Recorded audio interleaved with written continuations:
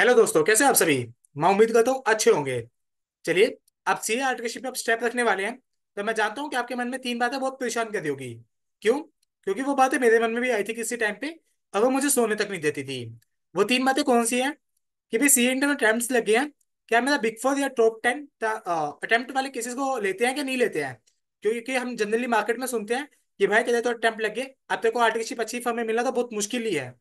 तो हम इस बात को कवर करने वाले हैं कि भाई क्या ये सच है क्या झूठ है, हम इसका डीएनए करेंगे। सेकंड, क्या मेरी top firms big four top 10 क्या मेरी ट्रांसफर केसेस लेते हैं क्या नहीं लेते हैं, इसको हम काफी डिटेल में कवर करने वाले हैं। और थर्ड, यह मैं बिग फोर के पार्टनर या डायरेक्टर या टॉप 10 से कनेक्ट कर रहा हूँ, बट मैं एक तो सारे नॉर्मल रूट्स लेते हैं कि भाई एक पूरा फॉर्मेट होता है टेम्पलेट्स, वो टेम्पलेट को कॉपी पेस्ट मार देंगे, नाम लिख के अपना सीवी भेज देंगे और थैंक यू भेज देंगे। उसके अलावा मैं इंडेक्ट मेथड कैसा अडॉप्ट करूँ कि जिससे उनके पास मेरा सीवी भी चला जाए, उनको पता भी चल जाए मेरे बारे में, और जिससे मेरे चांसेस को ज्यादा चांसेस बढ़ जाए। तो हम उस चीज को देखते हैं। आइए, चलिए मैं पहले एक आपको एविडेंस दिखा देता हूँ कि मैं किस एविडेंस के बेसिस पे बात करने वाला हूँ, ताकि बाद में कल आके मेरे को मत बोल देना कि आपने जो बोला कि भाई झूठी आवाज बातें कर दी। देखिए, अगर आपको आर्टिकलशिप में कोई भी दिक्कत आ रही है, आप मेंटरशिप सेशन को वॉच कर सकते हैं। इसके अंदर आपको कंप्लीट गाइडेंस मिल जाएगी कि भाई मेरे को कैसे अपना सीवी बनाना है, कैसे मैं तैयारी कर सकता हूँ इंटरव्यू की। इंटरव्यू गाइडेंस वीडियोस भी है यूट्यूब के चैनल पे, आपको मिल जाएगा। इंटरनल ऑडिट, डायरेक्ट टैक्स की। चलिए, अभी देखिए, डेलोइट में आर्टिकलशिप पोजीशन को एसोसिएट बोला जाता है। वैसे बाकी सब में ऑडिट इंटर्न या कुछ भी चल सकता है, वो पोजीशन का नाम है। पोजीशन का नाम कंपनी टू कंपनी वेरी कर सकता है, उससे हमें क्या मतलब है। अभी देखिए, ये आर्टिकल इंटर्न थे एवाई में। इन्होंने एवाई में 4 महीने किए, अभी 4 महीने से डेलोइट में गए हैं। डेलोइट में ट्रांसफर केसेस मैं आपके सामने बोलूं कि काफी रेयर है। 0.1% या उससे भी कम चांसेस होते हैं कि डेलोइट में जाने के। तो अगर आप ट्रांसफर केसेस हैं डेलोइट में ट्राई करें, तो आप मिनिमम चांसेस को मैं बोल रहा हूँ कि नेग्लिजिबल है। तो उस चीज का ध्यान रख लेना। ईवाई और केपीएमजी में आपको ज्यादा चांसेस मिलेंगे, ईवाई में बहुत चांसेस होते हैं ट्रांसफर केसेस के। सेकंड, स्क्रीनशॉट अटैच कर रहा हूँ, मैं प्रोफाइल नहीं ओपन कर रहा हूँ किसी पर्सन की, मैंने तभी स्क्रीनशॉट को बिल्कुल अपना टू दी पॉइंट रखा है। आप चाहे ये मैंने लिंक्डइन से उठाया है, तो आप लिंक्डइन से उठा सकते हैं प्लीज। आप इन प्रोफाइल की रेफरेंस मत मांगना कि किनकी प्रोफाइल है, मैं शेयर नहीं करने वाला, आप खुद ढूंढ सकते हैं, आप ले सकते हैं। आप ये देख सकते हैं कि एक इन्होंने दिल्ली से की हुई अपनी आर्टिकलशिप 1 साल की है, आर्टिकल इंटर्न थे। अभी 1 साल के बाद कहाँ चले, जीटी, यानी जीटी भी मेरा ट्रांसफर केसेस एक्सेप्ट करते हैं। तो ऐसा नहीं है कि भी मेरा बिल्कुल मना हो जाता है इन सब चीजों का। अब आप ये देख सकते हैं कि थर्ड, कि भाई जैसे कई जनों को होता है कि भाई मेरी रेफरेंस नहीं है, तो कि मेरा बिग फोर टॉप 5 टॉप 10 में होएगा क्या नहीं होएगा। अब मैं कुछ ऐसे स्क्रीनशॉट शेयर करता हूँ कि लास्ट टाइम कुछ गाइडेंस की वीडियोस थी, तो उनको देख के काफी मेहनत करके उन सबका हो गया था। तो अभी आप देख सकते हैं, जैसे वीडियो अहमदाबाद का आईआईटी में है, तो उनका वहां भी था। अच्छी तरीके से इन्होंने काफी टाइम लगाया था अपना, कि मतलब डेली अपने माइंड को स्किल करना, पूरे क्वेश्चन रेडी करना, सब चीजों का। तो एट द एंड हो गया था। इनका पीडब्ल्यूसी में हुआ था, तो इनकी भी कोई रेफरेंस नहीं थी, काफी परेशान हुए थे। रिज्यूमे इन्होंने काफी बार ठीक करवाया था, बट एट द एंड हो गए थे। तो वही, ऐसा कुछ नहीं है कि आप जब पैसा देंगे तभी आपका अच्छी जगह होएगा। पैसा कुछ नहीं होता, मेन बात होती है कि प्रॉपर गाइडेंस। तो सेकंड, आप कैसे अप्लाई करें। थर्ड, आपके पास देखो यार, इंटर में हम इतना सब तो पढ़ ही लेते हैं ना, पूरा माइंड ब्लास्ट हो जाता है। होता क्या है कि एक लास्ट टाइम पे रिकॉल करना चीजों को, और वो एक दूसरे बंसर को ऐसे बताना कि भाई रुक जा, मेरे को आता है, बट मैं एक ऐसे तरीके से बताना चाहता हूँ कि जिससे मेरे को टाइम सेव हो जाए और तुम्हें एक अच्छे मैनर में समझ आ जाए एक हटके चीजों को। तो हम उन चीज पे ही डिस्कस करने वाले हैं। इनका मजाज में डायरेक्टेक्स में हुआ था, इनका ईवाई में हुआ था, ईवाई वाले काफी जने जीटी में हुआ। कि मतलब हर फर्म का अच्छे रिव्यूज आए थे, फीडबैक आए थे। तो फीडबैक दिखाने का मेरा एक ही मतलब है कि अगर आप ट्रस्ट करेंगे, तो आई होप सो कि नेक्स्ट नंबर आपका ही होगा। तो यहाँ देख सकते हैं आप, इनका इंटरनल ऑडिट में हुआ था। और इनका देख सकते हैं कि भाई एफडीडी में हुआ था, I could not find without this position without you. तो यार ऐसा कुछ नहीं है कि आप ट्रस्ट करेंगे, तो मैं मानता हूँ कि सब चीजें पॉसिबल है। जब भी इंटरव्यू है अपना, आप अगर आप हिंदू है हनुमान चालीसा पढ़ सकते हैं, अगर आप मुस्लिम है तो आप अपने नमाज। वैसे भी आप हर टाइम कुछ ना कुछ पढ़ते रहते हैं, तो ऐसा नहीं है कि भाई मैं मुश्किल टाइम पे अपने भगवान को याद करूंगा। आप किसी भी टाइम कर सकते हैं, बट इंटरव्यू से पहले प्लीज अपने पेरेंट्स के पैर छूना, तभी आप स्टार्ट करना। चलिए अब हम बात करते हैं कि भाई मैं ऐसा क्या करूँ कि मैं अपने अटेम्प्ट्स को कवर कर पाऊँ। अभी मेरा पहला क्वेश्चन कवर हो गया कि ट्रांसफर केसेस एक्सेप्ट होते हैं क्या नहीं होते बिग फोर में। हाँ, एक्सेप्ट होते हैं। सेकंड थिंग इज दैट कि भाई मैं पार्टनर को कैसे अप्रोच करूं, तो उस चीज को हम देखते हैं। होता क्या है यार, देखो एक मेन चीज क्या होती है कि भाई जो मोस्टली कॉमन करते हैं लोग क्या करते हैं, पहले किसी पर्सन से कनेक्ट किया, एक मेरे पास टेम्पलेट है, उस टेम्पलेट को भेज देंगे मैसेज में। Second CV, third things.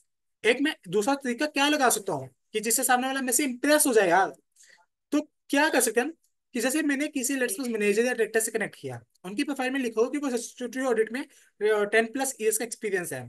अब मैंने किसी कंपनी की फाइनेंशियल स्टेटमेंट खोल के देखी, उसमें उस कंपनी की क्वालिफाइड ओपिनियन है या कुछ है, और मेरे को समझ नहीं आता कि वो क्या चीज़ है। तो आप पूछ सकते हैं कि सर आप स्टैट्यूटरी डोमेन में काम करें, तो आप मेरे को प्लीज थोड़ा बता सकते हैं कि स्टैट्यूटरी डोमेन में क्या होता है। सेकंड थिंग इज दैट कि आप पूछ सकते हैं कि सर इसके अंदर क्वालिफाइड ओपिनियन दे रखा है, तो क्वालिफाइड ओपिनियन में ये चीज़ है, ये चीज़ मेरे को समझ नहीं आ रही, प्लीज आप मेरे को बता सकते हैं। जिसके कारण एक सामने वाले को लगेगा कि भैया ये इनडायरेक्ट हेल्प नहीं मांग रहा है, पहली बात इसको जनरली क्वेरी है, तो वो आपको क्वेरी को रिजोल्व करेंगे एक अच्छे मैनर में। अगर आपको लगता है कि सर मेरे को नहीं आ रहा है या मेरे को इस पॉइंट में अब भी दिक्कत है, प्लीज बता दीजिए। एक धीरे धीरे आपकी बॉन्डिंग बनती जा रही है, आप देख रहे हैं कि आप क्वेश्चन बोल रहे हैं, ये वो रिप्लाई कर रहे हैं, फिर आपको लग रहा है कि सर अच्छा ये बात ठीक है, बट ये अगर इसकी जगह ऐसा होता तो, यानी आपने किसी एक्ट में या किसी अपने अकाउंटिंग स्टैंडर्ड में जाके आपने कुछ मॉडिफिकेशन की, यानी मॉडिफिकेशन भी वो बंदा कर पाएगा जिसको अकाउंटिंग स्टैंडर्ड की एक्चुअल में रेफरेंस पता है। तो इस तरीके से आपकी बोर्डिंग बन रही है। फिर आपका जब मैटर क्लोज होने पे आए, आपको आपने पूछा कि सर आपके यहाँ आर्टिकल 10 की वैकेंसी है क्या, फिर उन्होंने बोला कि अभी तो नहीं है या अभी है, जो भी as per the case applicable उस टाइम पे आप कन्वर्सेशन करें। तो ऐसे आप बॉन्डिंग बना सकते हैं, जिसके कारण आपका एक पॉजिटिव इम्पैक्ट चला जाएगा कि इस पर्सन को वैकेंसी चाहिए, और इस पर्सन का नेचर बहुत अच्छा है, और ये जनरली भाई लेटेस्ट ट्रेंड से अपडेटेड है कि भाई रिपोर्ट्स को पढ़ता है, इसको अच्छा लगता है, और ये जनरली अप्लाई कर सकता है। अब थर्ड, भाई मेरे नंबर ऑफ अटेम्प्ट्स लगे हैं, अब मैं इस अटेम्प्ट्स को कैसे हाइड करूँ।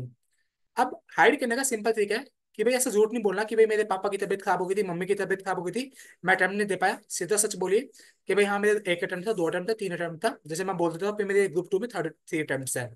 तो अब उसको हमने हाइड करना है। हाइड किस तरीके से कर सकते हैं कि अटेम्प्ट लगे हैं, अब मेरा जो इंटरव्यू है, अगर मेरे 3 अटेम्प्ट लगे हैं तो मेरे को 3 नंबर प्लस जाना है। ऐसा कोई स्पेसिफिक नहीं है, मैं अपनी माइंड से बोल रहा हूँ कि भाई 3 नंबर का मतलब क्या है, मेरे को 3 गुना मेहनत करनी है।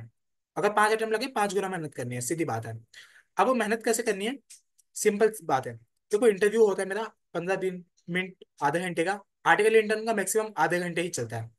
तो आधे घंटे में मेरे को क्या करना है, आप अपने टाइम को डिवाइड कर लीजिए। होता क्या है, आप पहले 3 सेकेंड्स, 30 सेकेंड्स, वैसे एक जनरली रूल है, ये चलता है एमसीएस में भी, मैंने अभी क्लास चलती है तो उसमें भी बताया गया था कि आपके फर्स्ट 3 सेकंड क्या होता है, इंप्रेशन के। आप देखिए फर्स्ट 3 सेकंड में ये तो है नहीं, आप चाहते वीडियो में आपसे तो बोल दो हाय हेलो मैं ये वाला, ये सब चीजें नहीं होती। होता क्या, आपकी अपीयरेंस, कि आप अपने अच्छे तरीके से हेयर कट रखिए, अपने टाई अगर पॉसिबल है टाई लगा लीजिए, अगर आपके पास टाई नहीं है, चलो उस टाइम पे चल जाता है कि भाई आप आर्टिकलशिप में ही आ रहे हैं, बाद में सिलेक्ट होने के बाद परचेज कर लेंगे। आपकी शर्ट शूट अच्छे तरीके से तैयार हो जाना, कि आपके अपीयरेंस में एक सामने वाले को लगे कि हाँ ये अच्छे से वेल ड्रेस है। सेकंड, अगर वेल ड्रेस होते हैं तो एक अलग कॉन्फिडेंट आता है हमारी बॉडी में, और हम अच्छे तरीके से रिप्लाई कर पाते हैं।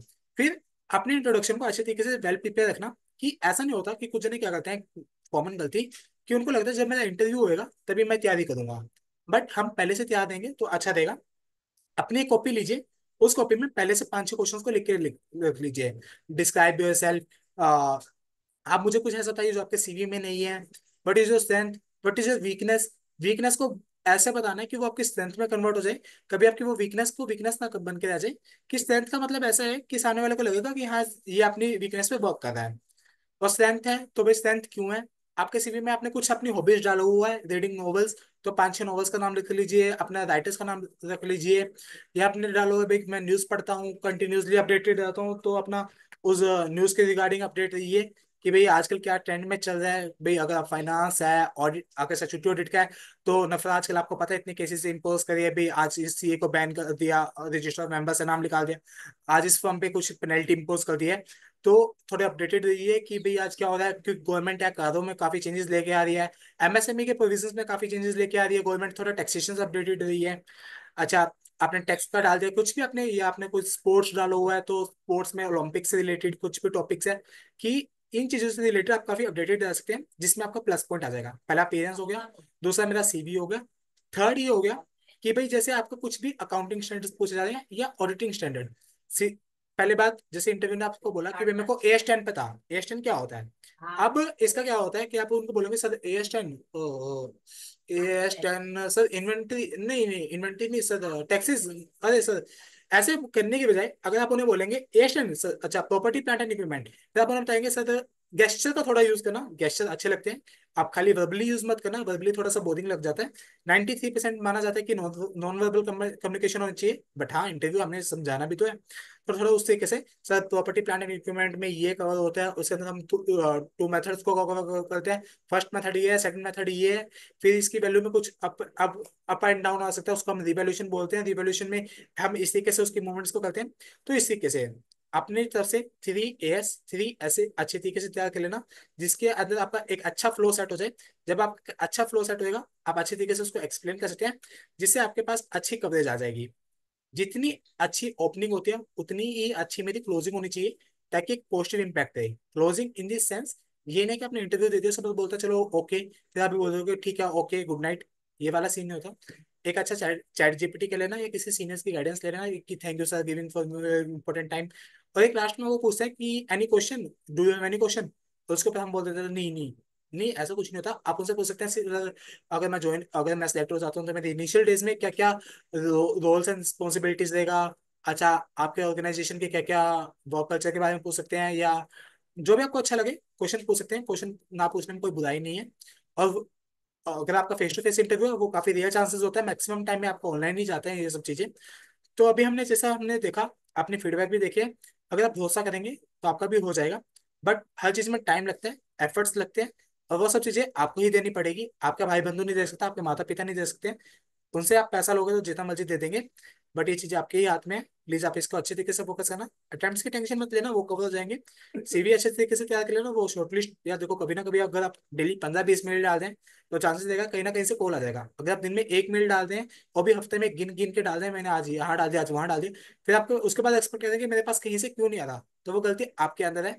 कि एक बार पहली मेल में डालते आप शांति से बैठ जाएंगे, पहली बार मेल डालते तो सबका AI all India rank holder हो, तो उसका भी कम चांसेस हो जाता है कि भाई पहली बार में डालते आ जाए।